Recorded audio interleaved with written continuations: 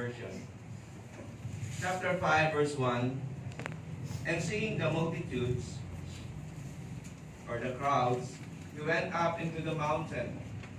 And when he was set, his disciples came unto him. Verse 2. And he opened his mouth and taught them, saying, Blessed are the poor in the spirit, for theirs is the kingdom of God.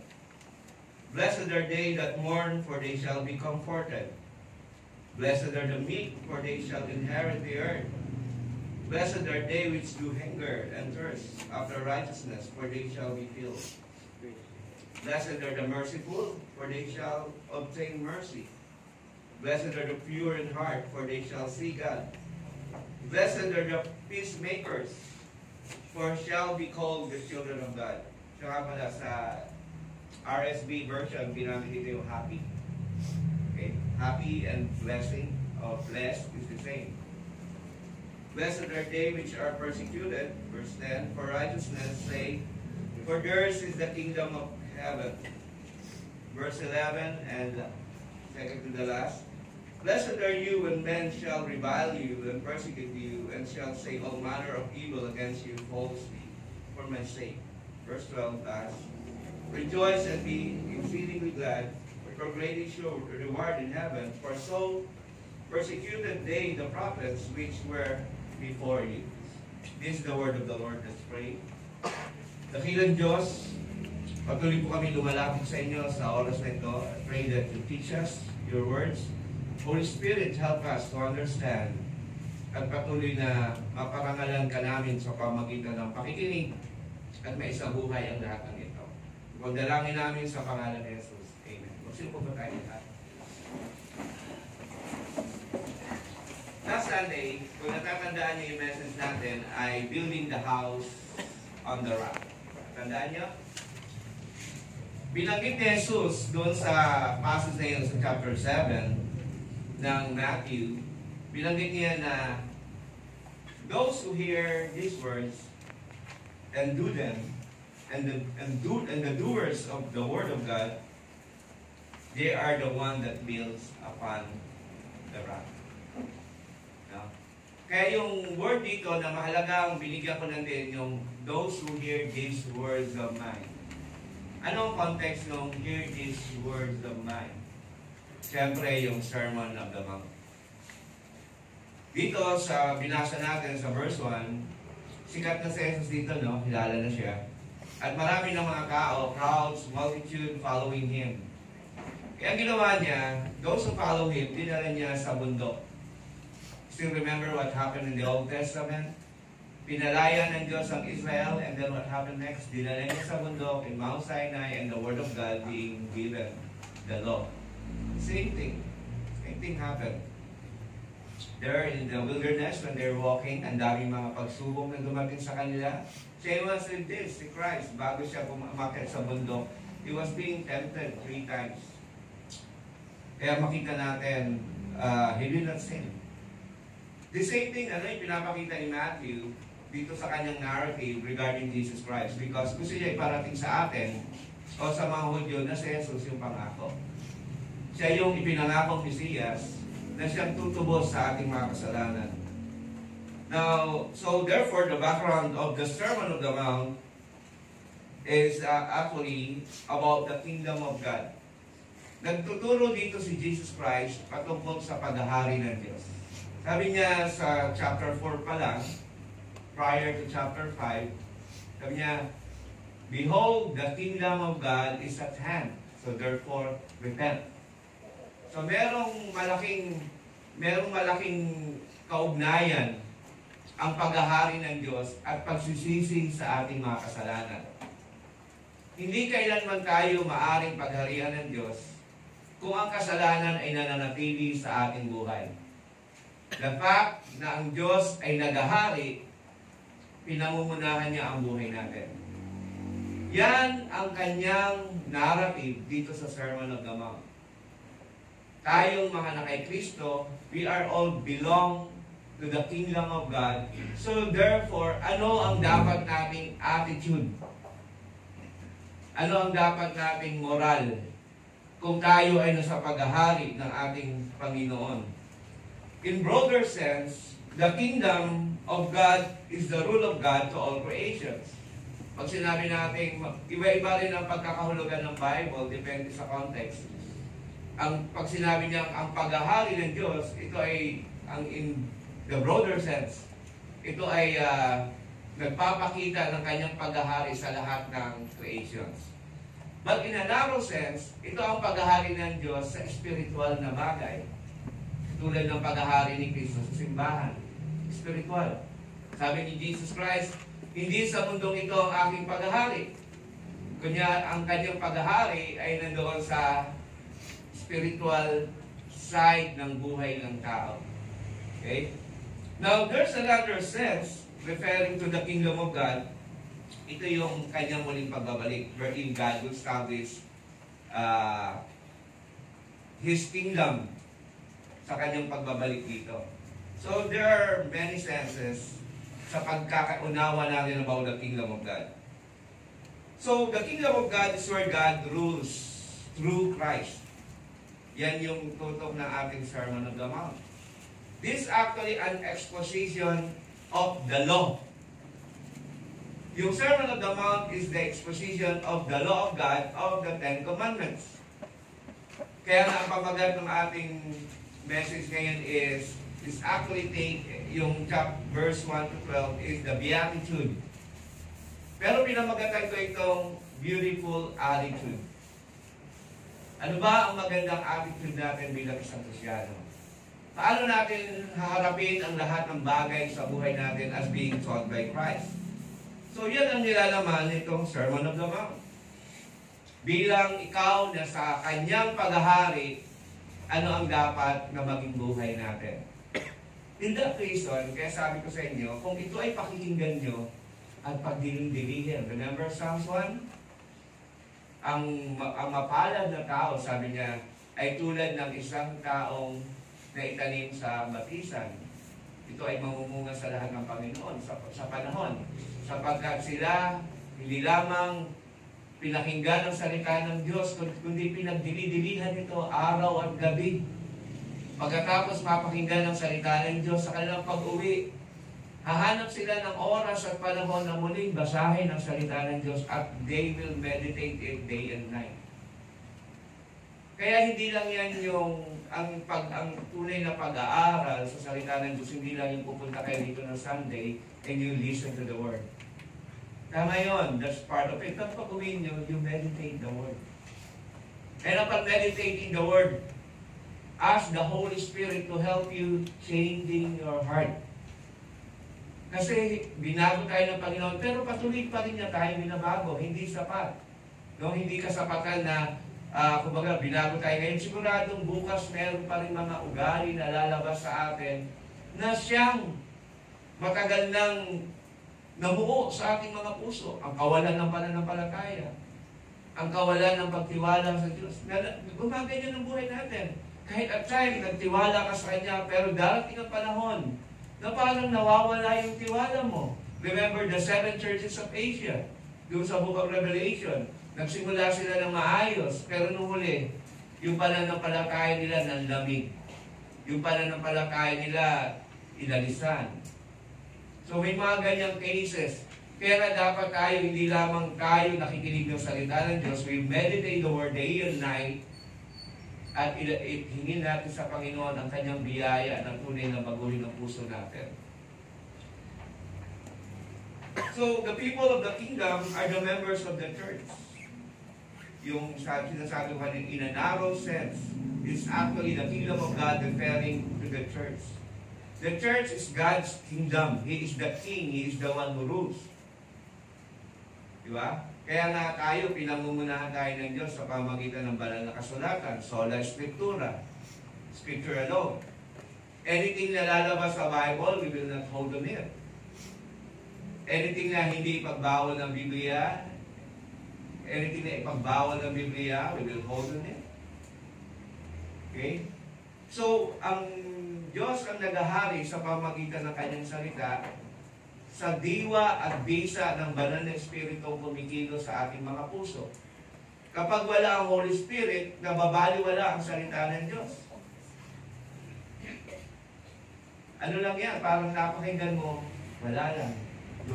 Pumasok dito, lumabas dito. Dumating ang problema, bumagsak ka. Kasi, yung pinaka-final message ng Sermon of the Mount, hindi ka na itanim sa ibabaw ng bato. Kaya madali kang masway. Diba? So the people of the kingdom are the members of the church, and the Sermon of the Mount, how should the church live? Kaya ito, maganda ito talaga. No? Dito makikita natin tatlong bagay ang ituturo ko ngayon.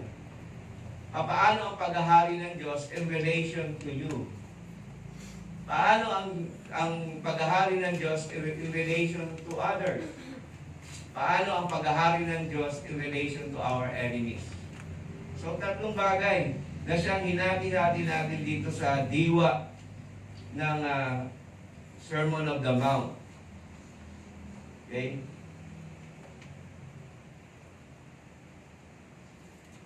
Now, let's go to our first text. The kingdom of God in relation to self. Okay?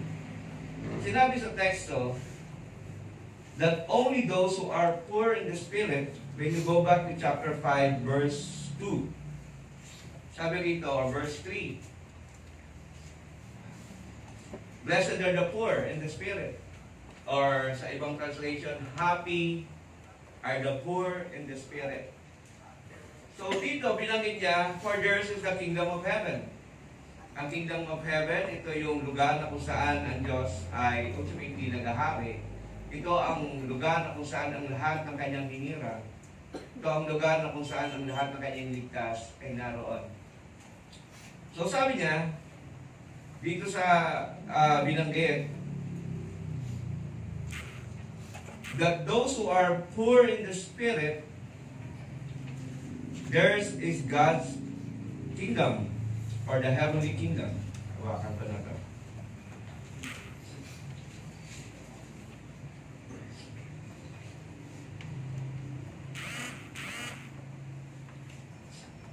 So, they are blessed. Pag sinabi natin you are poor in the spirit, yung salitang poor dito is very important. No? So, in this sense, they are blessed or happy. And when we remember God's promise to Israel that they are a blessed nation, a recipient of God's blessing. In other words, only those who refers to themselves as poor, pag inaari mo ang sarili mo o ang kalalagayan mo being poor, you will be saved. Ang salitang poor, ito ay nagre-refer hindi sa material na bagay. But ito ay something that they are considering themselves nothing without Christ. That is the meaning of the poor in the spirit. You acknowledge yourself as nothing. You are nothing without Christ. So that acknowledgement of being poor in general, ito po ay galing sa salitang Gregong topos or beggar. Sa Biblia, meron isang beggar doon na walang inaasahan kundi ang Diyos lamang. Day and night. Sino yun? Si Lazarus. Maasa lang siya doon sa pinapadala ng Panginoon na aso na magagaling doon sa pagkain ng rich man. Remember rich man ni Lazarus? Yun lang ang nakakain ni Lazarus, day and night. Wala siyang ibang asahan. And that is the very picture of being beggar. Being poor in the spirit is being beggar in the spirit. Na ina-acknowledge mo sa sarili mo, wala akong magagawa kung wala si Kristo sa buhay ko. I can only trust God in my life. I am so poor. I am so beggar. Sobrang hirap ko lang. Wala akong pwedeng maipagmalaki sa buhay ko. Only Him. Only Christ. So therefore, kapag ganyan ang kalalagayan ng ating puso, we are acknowledging God, Christ, that He is our only treasure. Wala na. Kahit mayaman ka, kahit may pera ka, hindi yan yung pinagmamalaki mo sa buhay mo. And you felt yourself, no? Parang isa talagang napakahirap ng kalalagayan, in that sense, you will acknowledge God in your life. Kasi talagang you feel empty kung wala ang Panginoon. So, unless you are poor in the spirit or beggar, you will never enter God's kingdom. Those who have nothing in themselves and only giving their hope and trust in the Lord will be kumbaga bahagi ng kaharian ng Diyos. It is a life not being owned by self, but of God. Isang buhay na hindi mo inaari ang iyong sarili, kundi ang buhay mo ay para sa Diyos. It is a complete ownership of God to oneself. God owned me. He owned me. Hindi na ako ang nabubuhay sa aking sarili, kundi ang Diyos, sabi ni Paul. It is a surrendering, acknowledging our total dependence on God. In the final analysis, this must be our first attitude towards self, completely in all things dependent on God. Pag mataas ang tingin mo sa sarili mo at mababa ang iba, may problema tayo sa unang binabanggit na attitude na dapat meron tayo, which is the poor in the spirit.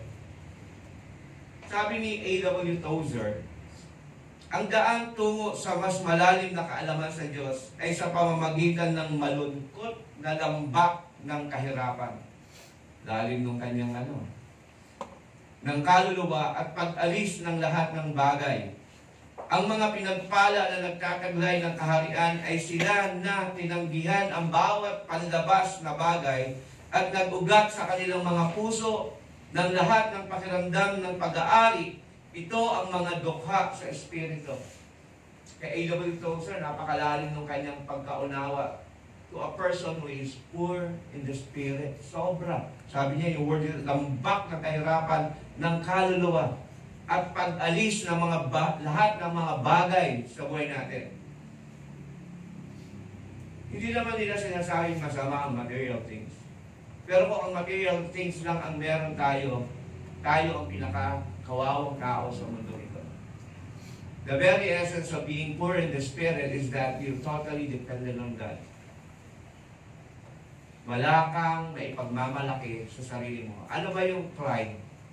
Ang pride ay isang kalalagayan na marami tayong pinagmamalaki sa buhay natin.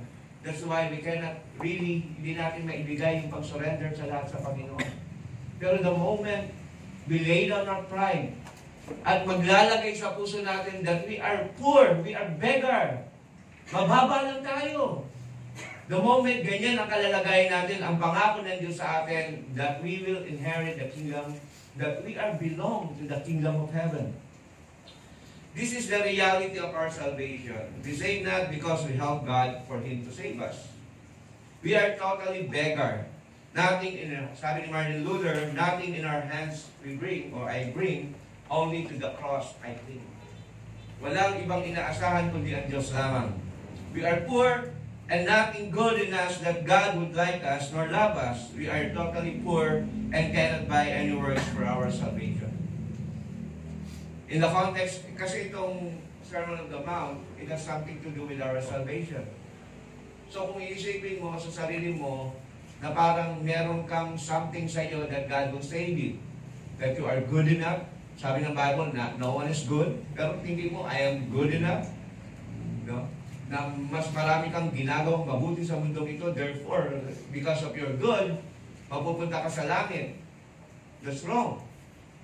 Kasi ang pamantayan ng Diyos, sabi nga ni Pastor kanina, baka daw sa 10 Commandments, 60% lang ang nasusunod niya. Ang pamantayan ng Diyos, 100%. Total dependent on Him. Yung taas ng kanyang standard, walang nakaabot kahit isa.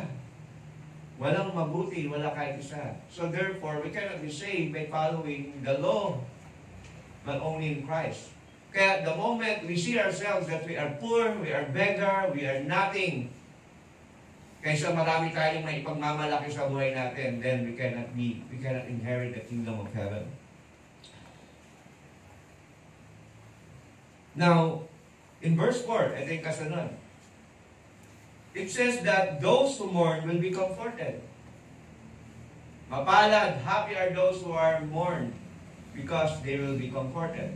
Ano ang context? Minsan, we use this doon sa mga namatayan, di ba? Yung mga passage na yan. But this is in the context of our salvation. Yung sino yung nag-mourn, that is mourning because of our sin. We are beggar. Yan yung mga sign na ikaw ay anak ng Diyos. You feel that you are beggar. And you are mourning of your sin. Talagang nararamdaman mo sa buhay mo ang yung lalim na pwedeng gawin sa iyo ng kasalanan, and then you are mourning because of the sin that we committed. Kasi if you are not mourning, in that sense, you cannot be happy because you are enjoying sin sa buhay. Nag-i-enjoy tayo sa kasalanan, kaya dapat dito, sabi niya, blessed are those who are mourning, for they will be comforted. Comfort comes when we are mourning with our sin. Gaano ba kalalim sa atin na kinikilala natin sa sarili natin na tuwing magkakasala tayo ba nagiging parang nakakasanayan natin ang kasalanan? Or are we mourning? Pag ang banal na Espiritu ay nasa sa iyo, alam ko yan. No? Siya mismo ang gagawa para ikaw ay tumalikod sa kasalanan ng buhay natin. So in understanding the text, we will not leave from what verse 3 told us. It is connected. Mourning here refers to those who come to God with a repentant heart. Because sabi kanina, repent, for the kingdom of God is at hand. Now, ito nag-mourning na. Nagre-repent na. Nagkakaroon ng paglapit sa Diyos. Sa Matthew 4:17, we can see that from the time Jesus began to preach, saying, repent, for the kingdom of heaven is at hand. So therefore, those who mourn because of their realization of being a sinner may find true comfort in life. Sino ba nakakatampo ng totoong comfort? Yung mga taong naka-realize na sila ay makasalanan. That they need God. Alala ko pa rin si Sarita, sabi niya lagi, Pastor, kapag hindi ako nakakarinig ng salita ng Diyos, talaga nanihina ako. Kahit na mahina ang kanyang katawan, she will see to it na makararating siya sa simbahan. Kung may mga time, may sakit talaga siya, pero gusto niya pa rin. Iba yung iba, you see, nakikita ko dito, hindi lang yan si Sarita, maging tayong lahat, ganyan din. Na every time that we know that we sin, hindi tayo nagiging masaya. Sino bang taong Kristyano ang magiging masaya dahil sa kanyang pagkakasala? No one. Kaya dito, napakahalaga yung salitang, those who are mourned will be comforted. Psalms 119 verse 50, this is my comfort in my affliction, that your promise gives me life. Psalms 119 verse 76, let your steadfast love comfort me according to your promise to your servant. Isaiah 22:1, you will say, in that day I will give thanks to you, O Lord, for though you were angry with me, kahit galit ka sa akin, and your anger turned away, that you might comfort me. True comfort comes when the wrath of God turned away from us. Yun ang true comfort. Pag inalis na ng Diyos ang kanyang galit sa iyo. At kailan nakaalis yung galit na yon? When we are mourning of all our sin. When we should not enjoy sin. Kaya nga iris ko nang sabi, di ba, that's in that reason ang kalapate ay naging sign ng Holy Spirit. Kasi sabi nila, ang kalapate daw walang abdo. And some preachers, though maganda rin naman ang punto, walang pait sa mga taong Kristyano. Walang kapaitan. Saan ba nanggagaling kapaitan na yan? Sa mga kasalanan natin. That makes us bitter. Pero ang sabi, ang mga taong pinanahanan ng banal na Espiritu, tinatanggalan ng bitterness sa buhay. God did not call us to be bitter, but God called us not only to be better person, but to be like Christ. Kaya ganun, Isaiah 12:1, sabi niya, magpapasalamat ako sa Panginoon, O Lord, for though you were angry with me, but you will turn away your anger, and I will be comforted. So it is the turning away of God's anger that true comfort in us will come. Kristyano ako, pastor, pero nagkakasala ako. Gusto ko ang kasalanan, then the anger of God is in you. Pero the moment you mourn of your sin, the moment na sabihin natin, ayoko na sa kasalanan, then the comfort will come to us because God will turn away His wrath to us. Then true comfort will come. So true comfort of life is when we realize that we are being forgiven from sin. And Christ is the only comfort in life and in death. Ang salitang comfort, it means from the Greek word parakaleo. Saan ba ginamit yung parakaleo na yan sa Book of John? Ginamit yan sa Holy Spirit. He is the Paraclete. He is the parakaleo. Nang ibig sabihin nun ay another comforter, the one that will comfort us. And in other sense, it is being called to be near with God. Tinatawag ka para malapit sa Panginoon, and that comes our comfort. Yung word na comforter, doon ay tinawag ka ng Diyos para ilapit ka sa Kanya. And that's the real essence of comfort. Eh kung nasa kasalanan ka, in-enjoy mo yung sin, how can God call you to be with Him? Therefore, we have this realization that we are nothing and that led us to mourn over our sin. Yung pagsasabi natin na tayo ay beggar, tayo ay poor, sobrang hirap po sa buhay, wala akong ibang maasahan. Kaya ganyan yung mahirap walang maasahan. Diyos lang, bahala ka na Panginoon sa buhay ko. That is making yourself realize that you are nothing talaga. Tapos susunod doon, nagmumorn ka because I am a sinner. I am nothing and I am a sinner. Then comfort will come to us, God's promise.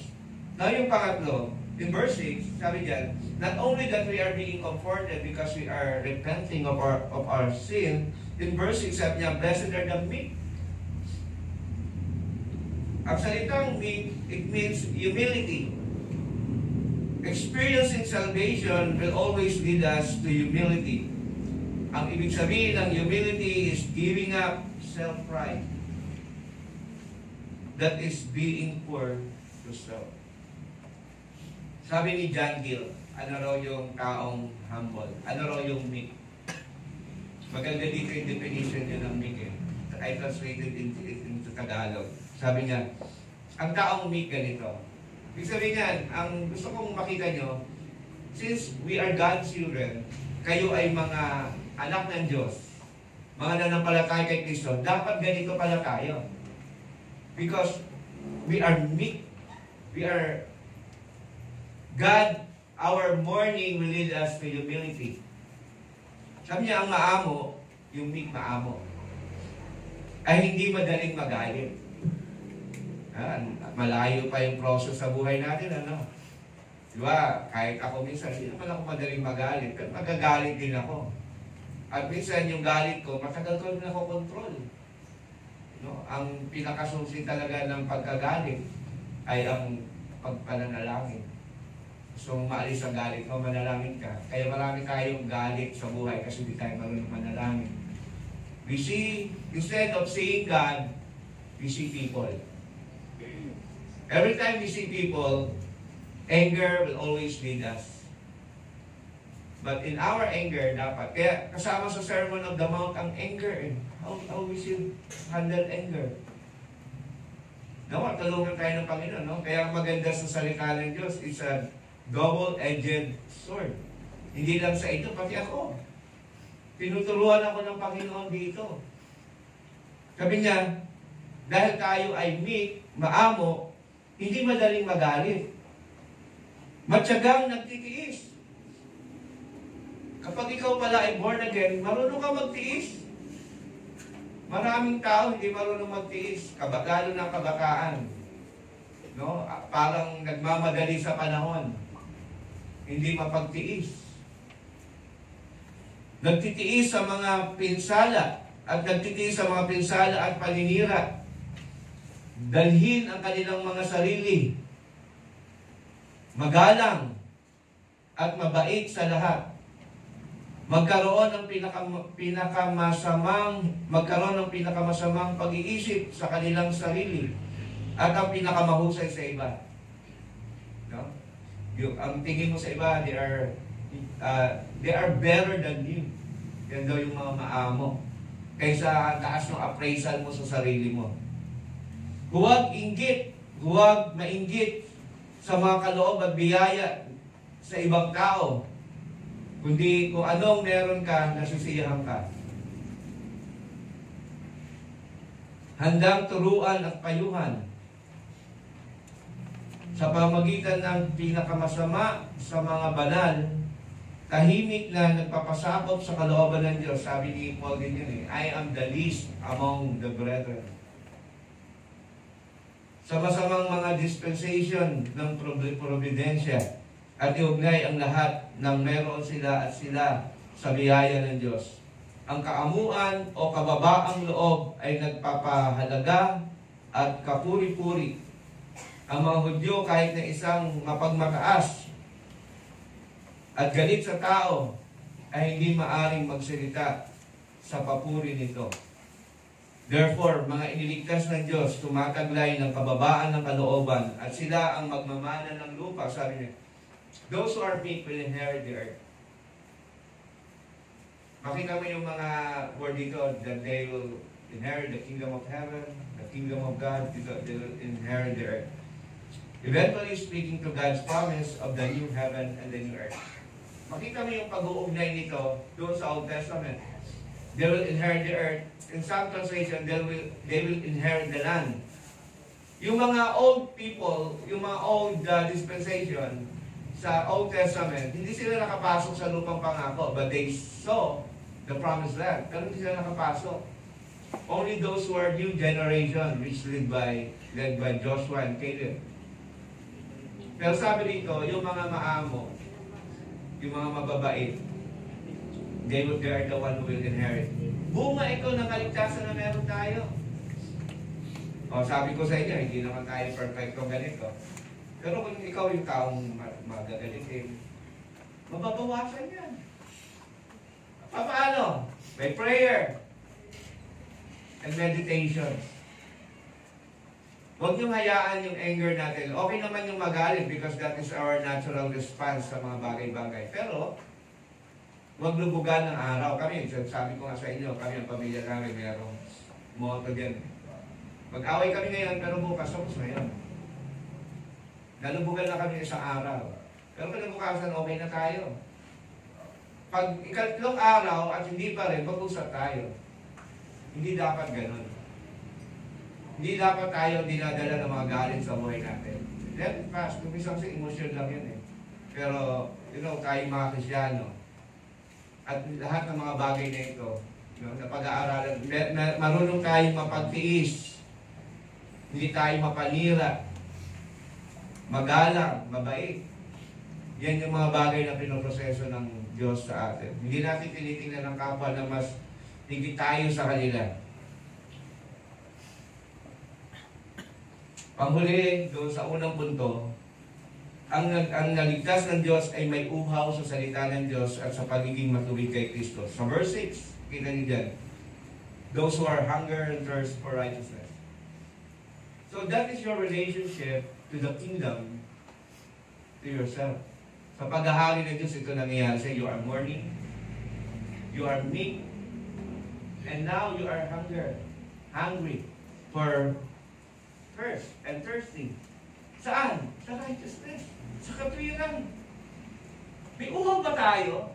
Tayo ba yung tinutukoy dito ng Panginoon? Sa kanyang paghahari, ang sino mang kanyang pinag-aharian ay may pagka-uhaw. Uhaw sa salita ng Diyos. Uhaw sa katwiran. Hindi lang sa salita ng Diyos, sa katwiran. Kasi pag there's a difference between nauuhaw ako sa salita ng Diyos, pero baka hindi magbunga ng righteousness sa atin. Sabi ko nga nung nakaraan, hindi tayo moralism. Pero sa pagbabago ng Diyos sa atin, that is something moral. Hindi mo lang napakinggan yung salita ng Diyos, kundi sinasabuhay mo yun. That's the very essence of God's words. Pag napakinggan lang natin, nauho lang tayo, gusto ko makinig. Parang ginawa natin radyo. Nakikinig tayo, pero wala tayong intensyon na mabago ang buhay natin because of what we heard. At ang salita ng Diyos ay makapangyarihan. Ito ay nagpapabago ng buhay.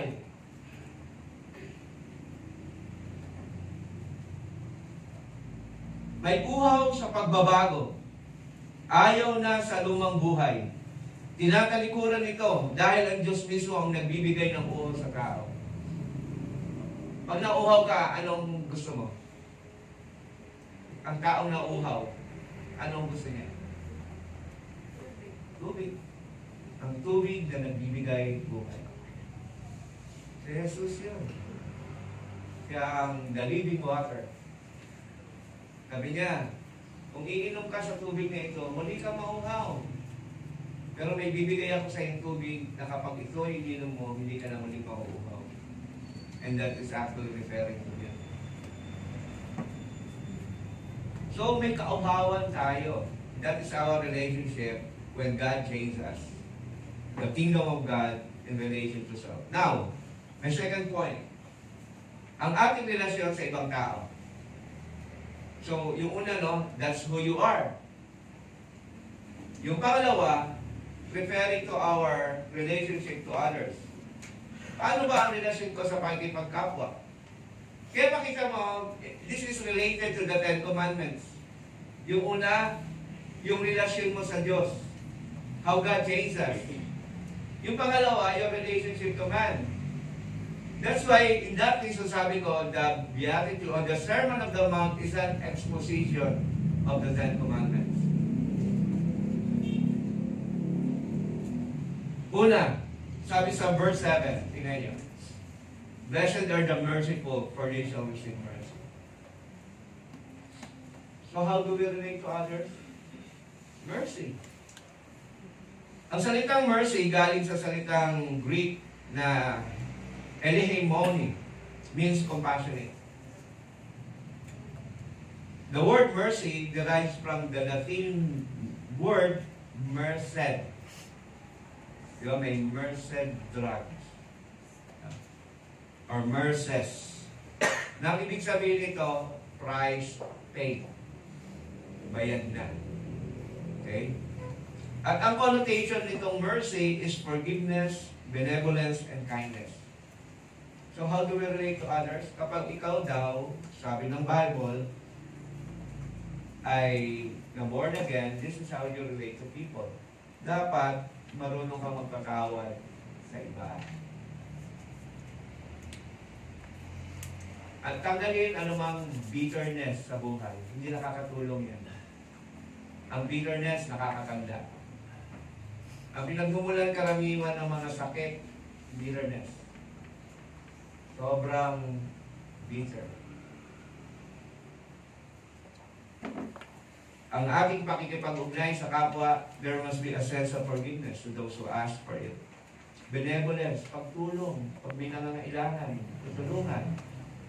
At meron kang kabutihan, kindness. Are you kind? Mabait ka ba? Mabuti ka ba? Nagiging mabuti ka ba o galit ka sa tao? Galit ka sa lahat? Galit ka sa ganito? Hindi daw ganon. Because those, blessed are the merciful. Blessed are the compassionate. Blessed are those who forgive. Blessed those who are kind. Blessed are those who are benevolent.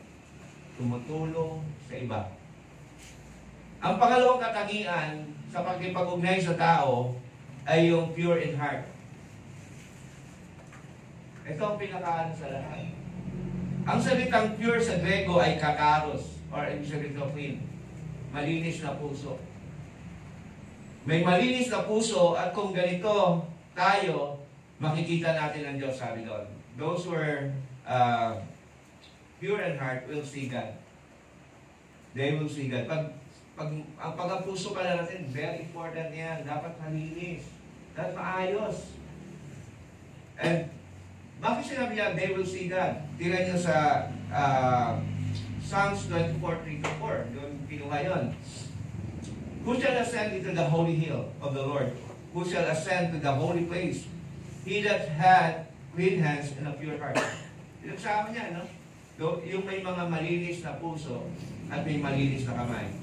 Who had not lifted up his soul into vanity nor sworn deceitfully. So, kung may malinis tayong puso, ang sabi dito, we will see that. Ito yung mga taong who have this truth to their faith, walang hypocrisy.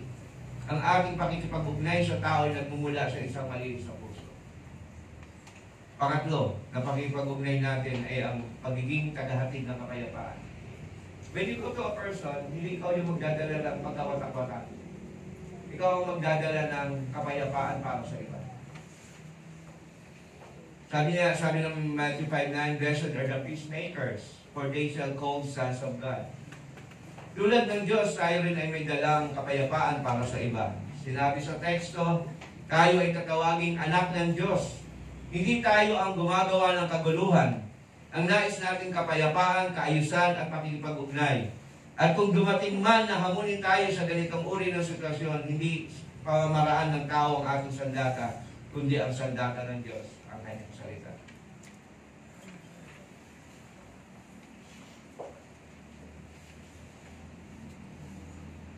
Panghuli.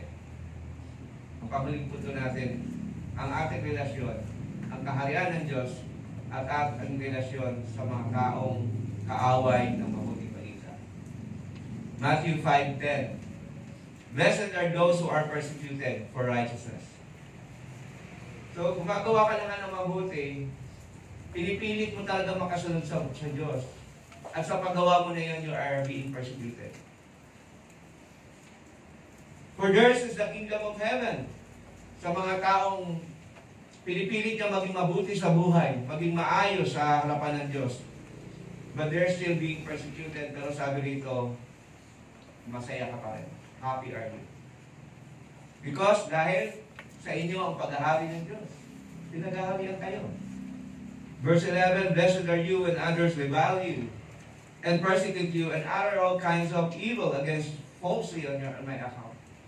Sinasalitaan ka ng mga paratang, mga maling salita, mga mapanirang pananalita. Pero sabi na dito, you are still blessed. God still faithful to His covenant with you, because the word happy, the word blessed is what God promised to Israel with the church.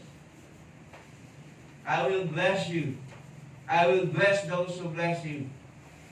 Kaya nga ang Christian is God's blessed people. Pag sinabi natin blessed, you are God's happy people. Even though ang daming hamon sa iyong attitude, maraming hamon sa iyong buhay, personalidad, but still you are happy in all these things. Hindi ka naapektuhan. Kasi bakit hindi ka naapektuhan? Balik ka doon sa number 1, because you are a beggar. Sabihin sa ilang tao, ganito ka, tanggapin ko because I am a beggar and I'm happy. Siya naman sabi, pinakalit mo ako Tuntukan na lang tayo. Makipag-away ka sa kanya, lalabanan mo siya ng Hindi. Pag minaliit ka, kaya yung mga susunod nito, hindi hirap Kaya ang hirap ng Ten Commandments, when Jesus Christ exposed the meaning of it. Kaya sabi doon, kung ang righteousness mo katulad ng Pharisees, you will never enter the kingdom of God. Kasi dito, pag sinampal ka sa kaliwa, iabot mo yung kanan mo. Kaya napakahirap. Kaya nung in-expose ni Jesus Christ, the very essence, the meaning of the Ten Commandments, dito kaya ito tinawag na Sermon of the Mount. Ito pa sabi niya, rejoice and be glad, for your reward is great in heaven. Hindi ka nag-rejoice because you are persecuted. Sarap naman ng persecution. Hindi yun. Because you will receive reward. For so they persecuted the prophets who were before you. Ito yung pinaka-malungkot na happiness. The saddest happiness. It says, happy are you when people persecute you. Paul said when he was in prison, rejoice. Now, let us put category in verse 10, that is persecuted for righteousness. Huwag naman tayong ma-persecute dahil gumawa tayo ng masama. Mali yung ginagawa natin. Sabi natin, pinersecute ako ng kapitbahay ko. Eh, paano hindi ka pa-persecute? Baka tapo ka ng tapo ng basura sa kanila. Hindi ka marunong maglinis ng harapan ng bahay mo. Eh, sabi niya, kapitbahay ko na to. Pero ang binabanggit dito, persecutions because of righteousness. And not because we done anything wrong. When we follow Christ, people will revile you. And will falsely say all kinds of evil and it said in verse 12, as those in the Old Testament being persecuted, so also those who follow Christ. So if you are not persecuted for righteousness, then maybe we live a life of compromising. Kasi talaga mape-persecute ka if you will really be true to God sa lahat. Hindi ka magko-compromise. Pero kung walang persecutions na nangyayari sa iyo, maybe you're not following Christ. Your life is very compromising. Sabi ng philosopher, so gusto ko rin ito eh. A friend to all is a friend to none. Pero mo, lahat kaibigan niya. Pag lahat kaibigan niya, he's a friend to none. Kasi, nakakipag-compromise yun. Kaya siya friend to all because he has his own reason. Okay? And be careful with people that he is good to everyone. Careful. Unless he has this pure heart. Masama ang puso ng tao eh. So, meron siya laging masamang intention. Unless kung talagang pure in heart siya. Si Jesus Christ nga, kinalaban niya ang mga Pharisees. In some sense, he's not good to all. He's not a friend to everyone. He has to stand with the truth. He has to stand what is right. So, hindi natin kailangan makipagkaibigan sa lahat. But we must be God's friend. Only Him. And we stand with the truth. Kung hindi siya pure heart, when he is a friend to all, then he is a wolf wearing a robe of a sheep. The Bible said, for the sake of righteousness, persecutions will come to us. I remember Athanasius. Dati, paborito ko talaga si Athanasius. Pero parang pinaranas din sa akin ng Panginoon yan. Athanasius contra mundum, against the world. You don't have a friend because he stood for the truth.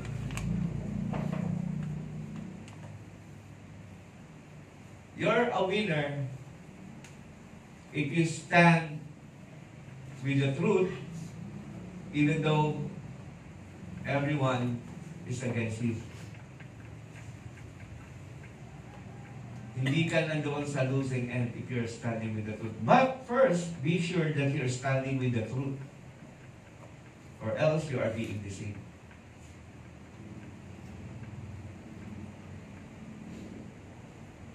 Now this is the promise, reward of God for those who overcome. Those who did not stop worshiping. Those who truly follow God. The Sermon of the Mount is full of narrative of following God. Verse 12, sa Matthew 5 verse 12, rejoice and be glad, for your reward is great in heaven. God promised a reward. Conclusion. We desire the kingdom, and we must sincerely desire the beautiful attitude. Attitude in the kingdom. And Jesus reveals that to us. How should we live as a citizen of God's kingdom? How we should count ourselves. how should we relate to others and to the enemy of the gospel.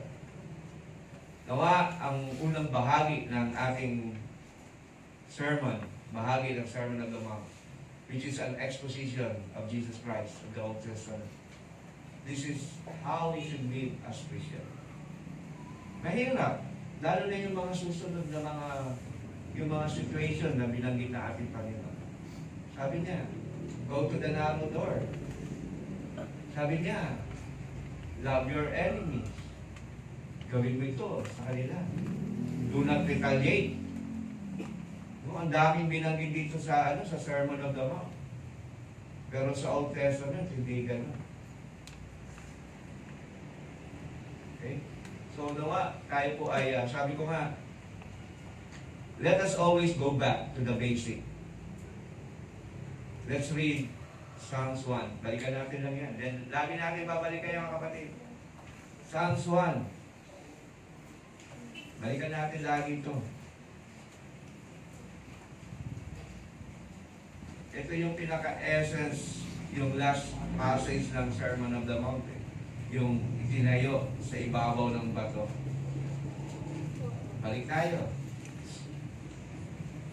Mapalad ang taong hindi naaakit niyong masasama upang sundan niya ang kanilang payo at maling halimbawa.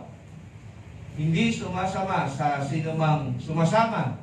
sinumang taong ang laging adhikay, pagtawanan lamang at hamak-hamakin ang Diyos na dakila.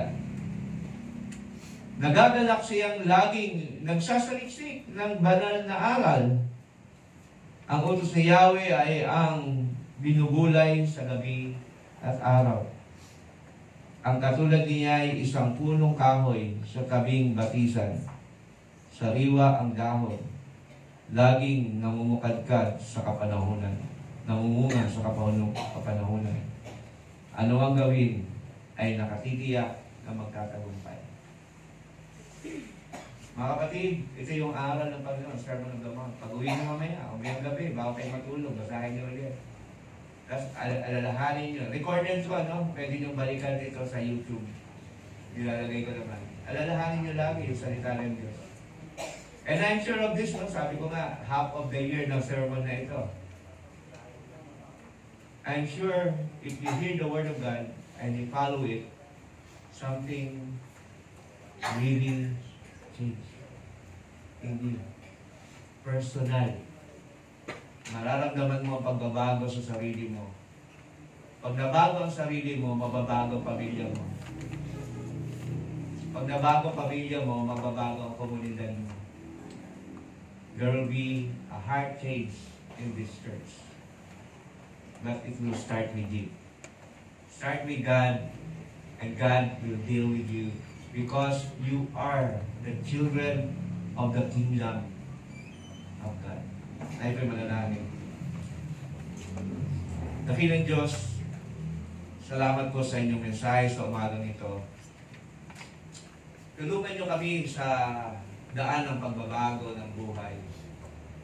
Ang iyong salita at ang banal mong Espiritu ang siyang paraknito.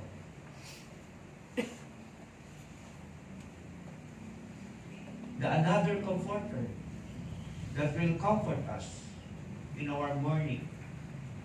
We are poor, beggar,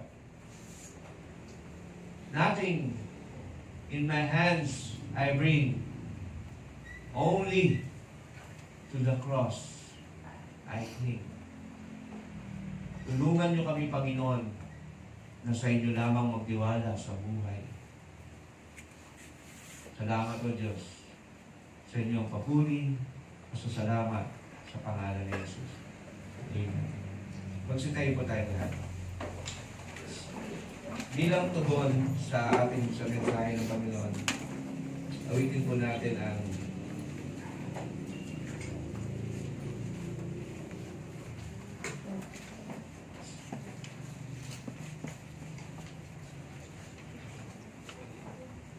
Great is thy faithfulness. 408.